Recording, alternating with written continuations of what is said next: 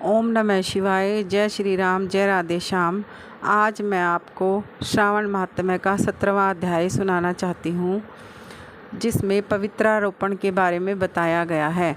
भगवान शंकर ने संत कुमार से कहा, हे देवेश, मैंने तुम्हें सभी श्रावण शुक्ल सप्तमी का व्रत बताया।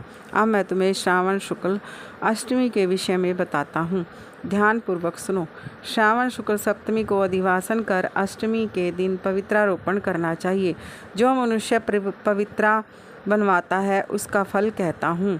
पवित्रा बनवाने वाला यज्ञ, व्रत, दान तथा सब तीर्थाभिषेचन का फल प्राप्त कर लेता है, क्योंकि सर्वगता शिवा सब में निवास करती है। अतः उसे न आदि व्याधि दुख पीड़ा होती है और न शत्रु का भय रहता है।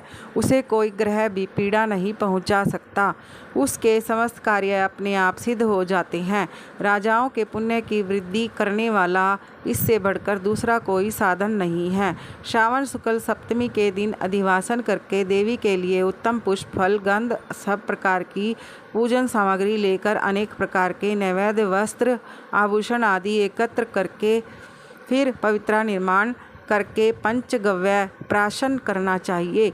फिर चरु द्वारा दिग्बली और अधिवासन कर सुंदर वस्त्रों से पवित्रा का आच्छादन करना चाहिए। 100 बार देवी के मूल मंत्र से अभिमंत्रित करके पवित्रा को देवी के सामने स्थापित करना चाहिए। देवी का सुंदर मंडप का निर्माण कर रात्रि जागरण करना चाहिए। अगले दिन प्रातःकाल स्नान करके दिशाओं में बलि देनी चाहिए।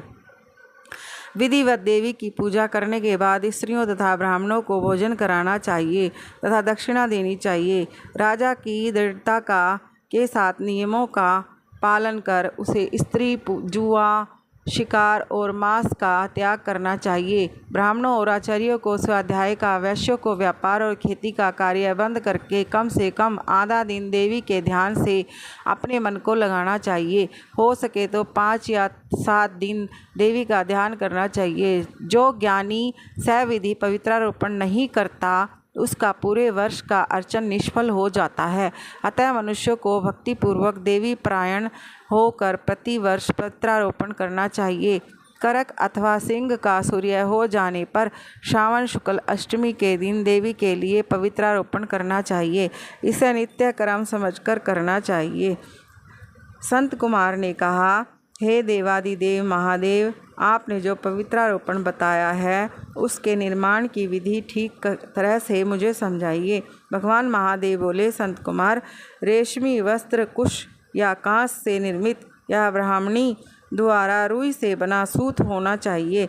सूतों को 3 गुना कर पुनः 3 गुणित करने पर उनकी संख्या 360 होनी चाहिए। 360 सूतों का उत्तम, 270 को मध्यम और 180 सूतों को निष्कृष्ट कहा है। जो ग्रंथि का उत्तम, 50 ग्रंथि का मध्यम तथा 16 ग्रंथि का पवित्रा कनिष्ठ होता है। 6, 3, 4, 2, 12, 24, 12, 8 ग्रंथि का कनिष्ठ पवित्रा होता है।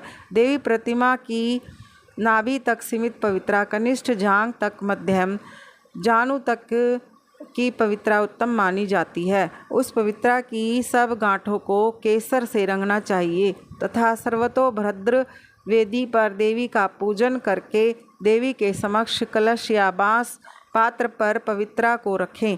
3 सूतों में ब्रह्मा, विष्णु और शंकर का आह्वान करना चाहिए।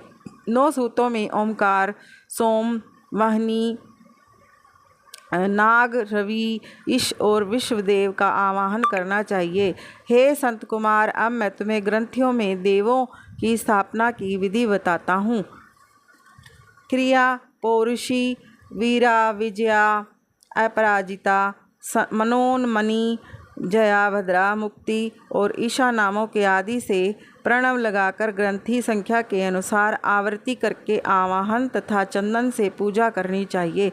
इस प्रकार प्रणव द्वारा अभिमंत्रित कर देवी को पवित्रारोपण का विधान तुम्हें बताया है। जिन दूसरे देवों की प्रतिपदा आदि तिथियों में पवित्रारोपण करना चाहिए उनके विषय में सुनो।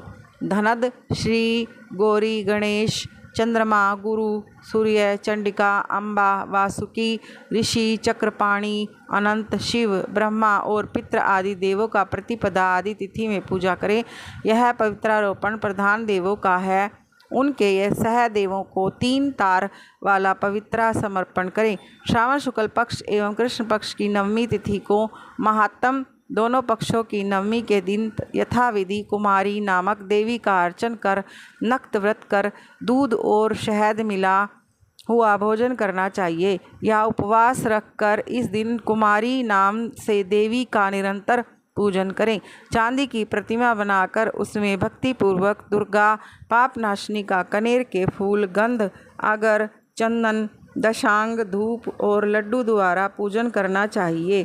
कुमारी लड़कियां को भोजन कराने के बाद ब्राह्मणों को भक्तिपूर्वक भोजन कराना चाहिए। फिर मौन धारण कर बिलपत्र भोजन कराना चाहिए।